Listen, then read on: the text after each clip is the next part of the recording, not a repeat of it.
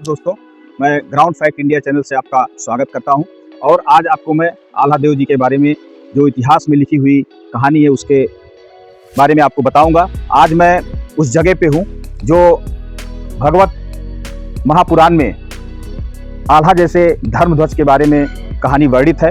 इतिहास में उनको एक वीर पुरुष के रूप में देखा जाता है। इतिहासकारों ने उनकी वीरता की कहानियों को बहुत ही अच्छे तरीके से वर्णित किया हुआ है। आज मैं उनके उस प्रांगण में उपस्थित हूं जहां पे उनके इतिहास से जुड़ी हुई बहुत सारी चीज़ें यहां पे रखी हुई हैं। ये आल्हा जी का म्यूजियम है और अंदर मैं आपको लेके चलूँगा। एक बाबा जी हैं इस मंदिर में जो आपको उनके बारे में बताएंगे। तो हम चलते हैं मंदिर की तरफ। तो इस समय मैं आल्हा जी के उस मंदिर में जो है उपस्थित हूँ और बाबा जी हैं। बाबा जी, इस मंदिर का क्या महत्व है और आल्हादेव जी के बारे में कुछ आप बताएंगे? आल्हादेव जी माँ के अमर भक्त हैं। आज भी वो माँ का पूजन करते हैं। माँ की अमरता का वरदान से आल्हादेव जी की ख्याति प्रसिद्धि बहुत बढ़ गई है। लोग आज भी आल्हादेव जी से मिलने के लिए, उनके दर्शनार्थी बड़ी दूर दूर से आते हैं। धन्यवाद बाबा जी। जैसा बाबा जी बता रहे थे कि आल्हा जी जो है अमर हैं और आज भी वो माता की प्रथम पूजा करने के लिए मंदिर में उपस्थित होते हैं।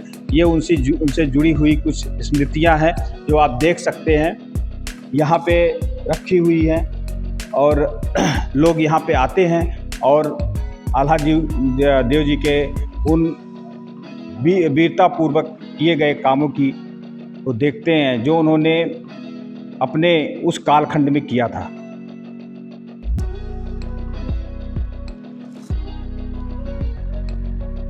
दोस्तों, वीडियो में आगे आप देख सकते हैं आल्हा की ये तलवार है, जिस तलवार से उन्होंने लगभग 52 लड़ाइयाँ लड़ी थी और कोई भी लड़ाई वो हारे नहीं थे। नीचे आल्हा जी का खड़ाऊं है, ये दिव्य खड़ाऊं है। आप इसको देखेंगे तो आप ये अनुमान लगाएंगे कि उनकी लंबाई कितनी रही होगी। मेरे हिसाब से खड़ाऊं देखने के बाद, तलवार देखने के बाद मुझे ऐसा लगता है कि उनकी लंबाई, उनकी हाइट जो है कम से कम 12 से 14 फुट से कम नहीं रही होगी। दोस्तों, ये माता का अखंड ज्योत का मंदिर है जहां वो अखंड ज्योत जलती रहती है। आल्हा और रुदल की कहानी 12वीं शताब्दी की है। 12वीं शताब्दी में कहते हैं कि आल्हा और रुदल का जन्म महोबा में हुआ था और उसी समय राजा परमाल ने महोबा को अपनी राजधानी घोषित किया था।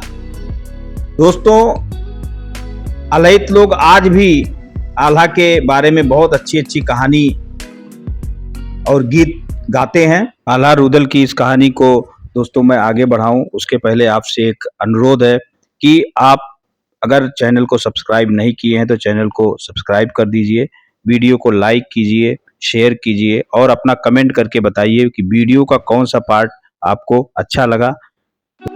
आल्हा जो है 52 भाग में लिखा गया है और उन 52 भाग में जो है लगभग 52 लड़ाई जो आल्हा रुदल ने जो है लड़ाई लड़ी थी उसी के बारे में विस्तार से बताया गया है। आज भी अल्हाइत लोग उन 52 लड़ाइयों का जिक्र जो है अपने आल्हा में करते हैं और पूरा का पूरा आल्हा वीर रस में जगनिक द्वारा जो है गाया गया है और लिखा गया है। दोस्तों, ये आप देख सकते हैं कि आल्हा रुदल एक ऐसे वीर थे जिनकी कहानी सुनने के बाद शरीर का रोम रोम जो है वो अपनी मातृभूमि के लिए समर्पित होने के लिए तैयार हो जाता है। दोस्तों, इसीलिए जो है आप देखेंगे कि ब्रिटिश गवर्नमेंट ने भी अपने सैनिकों को के अंदर जो है मातृभक्ति की और लड़ाई का जज्बा पैदा करने के लिए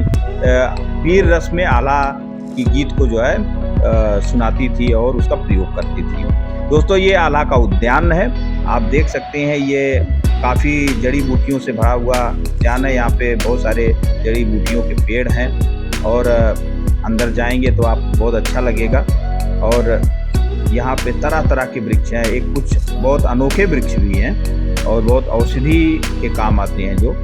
दोस्तों इसके बगल में ही वो तालाब भी है, आपको तालाब भी मैं दिखाऊंगा जिसमें आल्हा और रुदल स्नान करते थे। दोस्तों ये पूरा का पूरा जो आल्हा रुदल से जुड़ी हुई स्मृतियां हैं, ये बड़ी ही अद्भुत हैं, बहुत ही अनोखी हैं। इसको आप आएंगे तो आप ज़रूर देखिए। ये देखिए, आप तालाब देखिए, कितना विशाल तालाब है। इस तालाब को देखेंगे तो आपको आल्हा और रुदल जैसे शख्सियत की, वीरताओं की, वीरों की और योद्धाओं की जो है वो कहानी आपको सच लगने लगी। जब भी आप आइए, आप इस तालाब को एक बार ध्यान से देखिए चारों तरफ, फिर आपको लगेगा कि वो लोग हकीकत में एक ऐसे वीर थे जिनकी इतिहास में वीरता की कहानी आज भी लोग बड़े उत्सुकता के साथ में सुनते हैं। और लेकिन आप देखेंगे तालाब में बहुत सारे जो है जलकुंभी वगैरह भी हो गई हैं, पौधे भी हो गए हैं, साफ़ सफाई नहीं होती है क्योंकि अभी इसमें लगता हम कोई नहाता तो है नहीं। लेकिन अगर इतिहास की इन धरोहरों को हमें भी बचाना चाहिए और सरकार को भी इन धरोहरों को, जो हमारे वीरतापूर्वक किए गए वीरों के द्वारा कार्य हैं, उसकी लोग आके देखें। ये आल्हा जी का किला है, आप किले को देख सकते हैं जहां वो आते थे। कहे इस किले के बारे में ये कहानी है कि इसको जो है इनके मामा ने बनवाया था और वो लोग आते थे यहाँ विश्राम करते थे। मामा माहिल, आपने उनका नाम भी सुना होगा। और किले का काफ़ी हिस्सा टूट भी गया है, जो जमींदोज हो गया है, लेकिन कुछ हिस्सा है जो आपको बहुत सारे यूट्यूबर्स, बहुत सारे लोग दिखाते भी हैं। लेकिन हकीकत में ये किला जो है काफ़ी डैमेज है, काफ़ी टूट गया है। लेकिन ये सब चीज़ें आप कई वीडियो में, कई यूट्यूबर्स के वीडियो में देखे होंगे। लेकिन मैं आपको आल्हा की कुछ कहानी के बारे में बताता हूँ। ये कहानी उस समय शुरू होती है जब दिल्ली की गद्दी पर महाराजा पृथ्वीराज चौहान विराजमान थे और उन्हीं के कालखंड में दो ऐसे वीर महोबा में पैदा होते हैं, आल्हा और रुदल, जिन्होंने अपने जीवन काल में कोई लड़ाई हारे नहीं। कोई लड़ाई वो मतलब उनको परास्त ही नहीं कर पाया। कहते हैं कि वो ऐसे वीर थे, जो लड़ाई लड़ते थे वो लड़ाई समझ लो वो जीत ही जाते थे। और 52 लड़ाइयाँ लड़ने के बाद भी आल्हा और रुदल थके नहीं। ये आप देख सकते हैं, ये आल्हा का अखाड़ा है, आल्हा रुदल का, जहाँ वो लोग कुश्ती करते थे, कुश्ती लड़ते भी थे और लड़ाते भी थे। बहुत बड़ा अखाड़ा है ये कई बीघे में है। आप देख सकते हैं, मैं कैमरे को जूम करके आपको दिखा रहा हूँ। और यहाँ पे कहते हैं बजरंग बली भी आए थे इस अखाड़े को, इस विशाल अखाड़े को देखने के लिए कि कोई वीर योद्धा है जो कि उसकी वीरता की कहानी चारों दिशाओं में फैल रही है। और उसी वीर से मिलने के लिए उनके अखाड़े में आए हुए थे बजरंग बली। और आज भी बजरंग बली की छोटी सी मूर्ति रखी हुई है।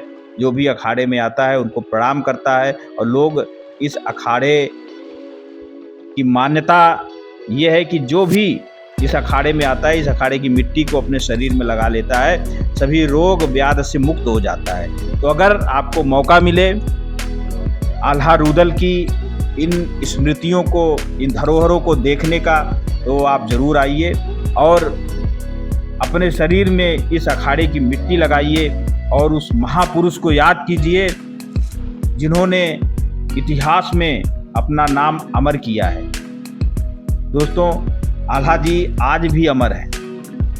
यहाँ के जितने लोगों से मैंने बात किया, सब लोग यही कहते हैं, माँ ने उनको आशीर्वाद दिया है, वो अजर अमर हैं। जैसे बजरंग बली अमर हैं, अश्वत्थामा अमर हैं, परशुराम जी अमर हैं। वैसे आल्हा भी अमर है। तो आप देख सकते हैं इस अखाड़े में जो भी लोग यहाँ आते हैं घूमने, वो इस अखाड़े में ज़रूर आते हैं। पहले माता जी का दर्शन करते हैं, मैहर की माता का, और फिर आल्हा से जुड़ी हुई उन धरोहरों को देखने भी जाते हैं। देखिए काफ़ी लोग आके अखाड़े में खड़े हैं, और अखाड़े में कुछ लोगों जो यहाँ के लोकल हैं उनको जो है आल्हा जी को का प्रभाव भी उनके ऊपर आ गया। आप देख रहे हैं जंप भी कर रहे हैं। अब ये सही है कि गलत है ये तो मैं नहीं बता सकता हूँ, बट आप वीडियो में देख सकते हैं। मैंने वीडियो शूट किया है उसी टाइम पे। ये देखिए आप बजरंग बली यहाँ साक्षात विराजमान है। आल्हा से मिलने के बाद यहीं पे आल्हा जी ने उनको स्थापित कर दिया था कि आप मेरे अखाड़े में रहिए और हमारी रक्षा कीजिए। दोस्तों कहानी में आगे बढ़ते हैं। कहते हैं कि एक दिन दरबार में माहिल ने जब चारों तरफ रुदल और आल्हा की वीरता की कहानी गूंज रही थी, उसी समय एक दिन दरबार में माहिल ने कहा कि हे महाराज, अभी तो ये लोग बच्चे हैं और आप इन लोगों की इनकी वीरता की कहानी ऐसे बता रहे हैं कि जैसे कि इन्होंने बहुत बड़ा कोई काम कर दिया। अगर इतने वीर हैं तो इनके पिता और चाचा की खोपड़ी जो चंदेल राजा ने अपने राज्य में काट के टांग दिया है, उसका बदला क्यों नहीं ले लेते। और उसने अलाइट लोग उसको गाते भी हैं, बाप का बैरी जो ना मारे ओ के मांस गिद्ध ना खाए। मतलब कि बाप के बैरी को जो ना मार सके उसका मांस तो गिद्ध भी नहीं खाता है। तो दोस्तों इस तरीके से वो राजमहल में कहता है माहिल, और इस बात को रुदल सुन लेते हैं और फिर वो अपने भाई आल्हा को लेकर चंदेल के राजा जंबो के ऊपर आक्रमण कर देते हैं। अंततः वो जंबो का सिर काट करके और लाके राजा परमाल के कदमों में रख देते हैं और अपनी माता से कहते हैं, बाप का बैरी जो ना मारे ओके मांस गिद्ध ना खाए। माते हो गई पूरी प्रतिज्ञा, जंबे का सिर दिए उठाए।